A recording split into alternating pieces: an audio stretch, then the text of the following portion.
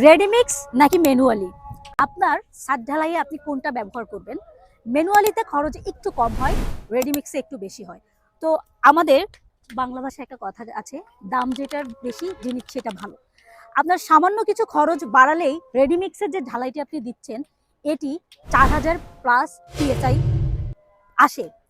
বুয়েট থেকে টেস্ট করলে ছাদ ঢালাইতে সাধারণত 4000-এর উপরে পিএসআইটা আসলে ছাদ ঢালাইটা ভালো হয়, এবং ম্যানুয়ালি যে ছাদ ঢালাইটা এটা 4000-এর কম আসে। এটা আসলে আমাদের ভবিষ্যতের জন্য বা আপনার ভবিষ্যৎ প্রজন্মের জন্য খুব একটা ভালো নয়। আরেকটা বিষয়, সিমেন্ট বা রড ইউজে আপনি কিভাবে সতর্ক হবেন? আপনি হয়তো বা কিছু টাকা বাঁচানোর জন্য আপনি একটি কম দামি রড দিলে আপনি টেস্ট করে দেখবেন যে সেই রডের পিএচআই 72,000 প্লাস আছে কিনা। যে রড 72,000 প্লাস পিএচআই থাকবে এটি আপনার ফ্ল্যাট বা আপনার একটা বিল্ডিং এর ছাদ ঢালাইয়ের জন্য পারফেক্ট।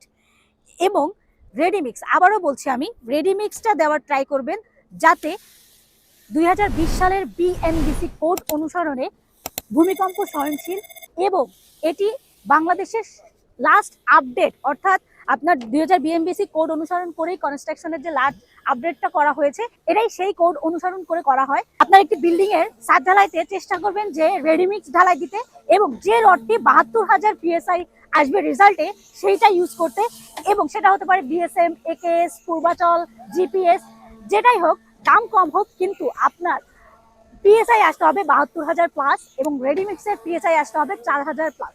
আমাদের প্রতিটি রড, সিমেন্ট, রেডিমিক্স বুয়েট থেকে টেস্ট করে দেন আমরা ছাদ ঢালাই করি। আপনিও যখন আপনার একটি ছাদ ঢালাই দিবেন তখন চেষ্টা করবেন আপনার নিকটস্থ ইঞ্জিনিয়ারিং যে টেস্টিং ফার্ম থাকে, যেমন আমাদের ঢাকাতে বুয়েট, এরকম আপনার অঞ্চলে যেটি আছে আপনি সেটি থেকে আপনার এটি টেস্ট করে দেন আপনি ছাদ ঢালাইটা দিবেন। আপনি হয়তো বা আজকে কিছু টাকা বাঁচানোর জন্য এই টেস্টটা করলেন না, আপনি ম্যানুয়ালি আপনার মতো করে করলেন, এটা আপনার ফিউচারে আপনার ভবিষ্যৎ প্রজন্মকে ঝুঁকির মুখে ফেলছে। আমরা চাই ভবিষ্যৎ প্রজন্ম সুরক্ষিত থাকুক, এগিয়ে যাক আমাদের দেশ। ধন্যবাদ।